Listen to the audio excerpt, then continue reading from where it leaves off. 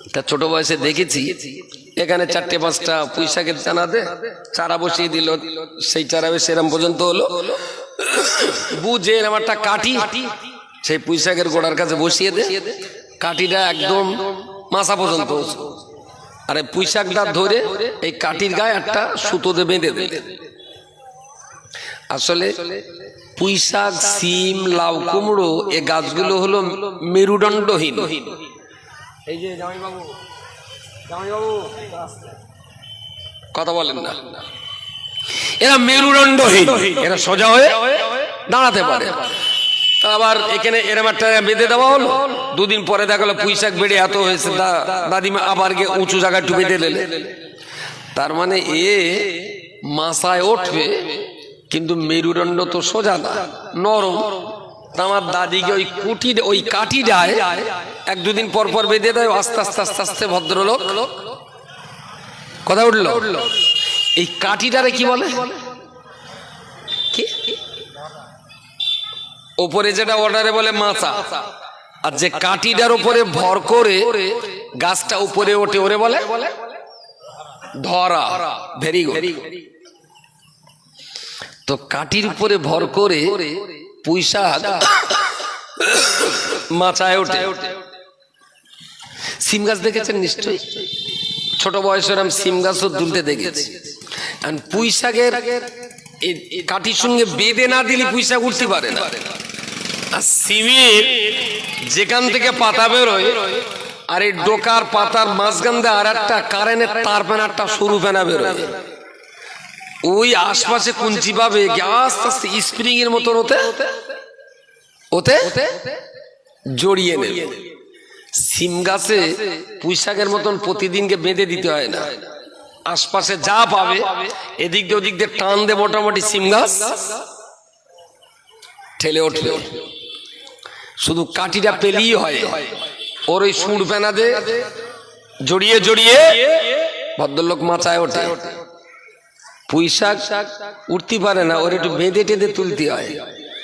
আর সিমির কোনটা বাঁধে লাগে না, সুর দে জড়িয়ে জড়িয়ে উঠে যায়। আচ্ছা, ওই রকম দুবলো গাছের গোড়ায় কাঠি মেরে তারে কি ওই কাঠির উপরে ভর করে দুবলো গাছকে ওই পর্যন্ত উঠবে বলে মনে হয়? দুবলো গাছ, মুতো গাছ উঠবে? খুব রেগে টেগে যাবেন না তো? বলি খুব রেগে টেগে যাবেন না তো? চোখ মুখ তো ওটা ভালো দেখাচ্ছে, আর আমারও সময় হয়ে গেছে প্রায়। ছিল মাটিতে উঠবে মাচানে, প্রয়োজন ছিল একটা ধরা। আমরা যেখানে আছি এইটা আমাদের চিরস্থায়ী ঠিকানা না। মুসলমানের চিরস্থায়ী ঠিকানা কোথায়? বাঁশতলা।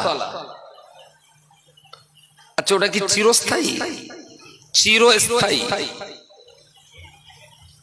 বলে মুসলমানের চিরস্থায়ী ঠিকানা জান্নাত। সুবহানাল্লাহ।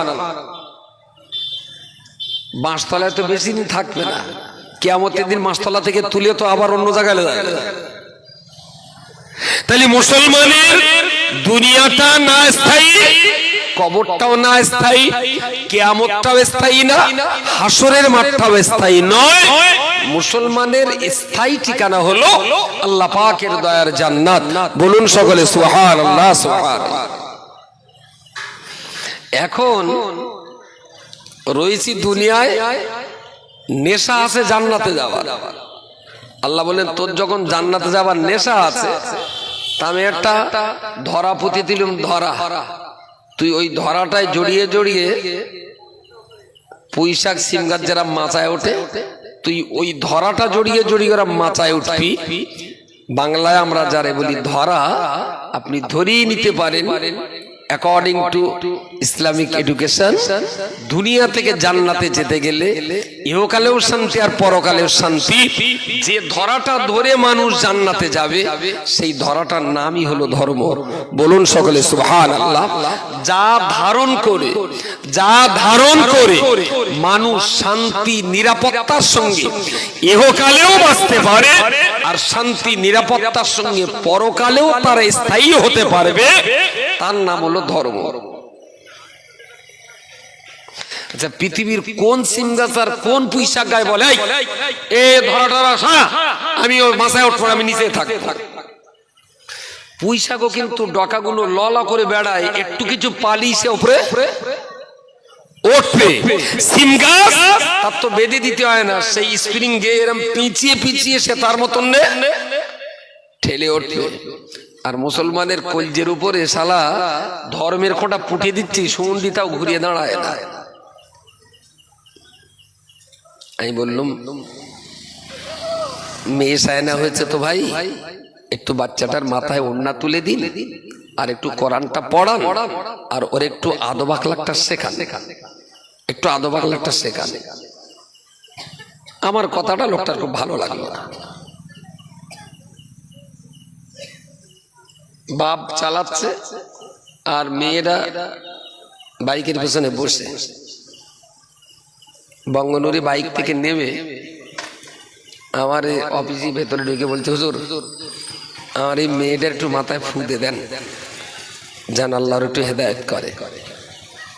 তা আমি একটু পাকার বাতাস দিয়ে দিলাম। তা সত্যি কথা কি কিছু পড়ি এমনি পড়বান সবের জন্য, ওর মাথায় পড়িয়ে দেওয়া যাবে না। দেখ কচির বললুম তুই একটু বাইরের দিক যাবো না, তুই বাইরে যাও। মা চলে গেল। ওর বাপের বললুম আপনি কি মেয়ের যা পোশাক পরে গিয়ে এনেছেন তাতে কি খদ্দের টানা পেনা ভাব? মাথা নিচু করে দেন, কিচ্ছু বলে না।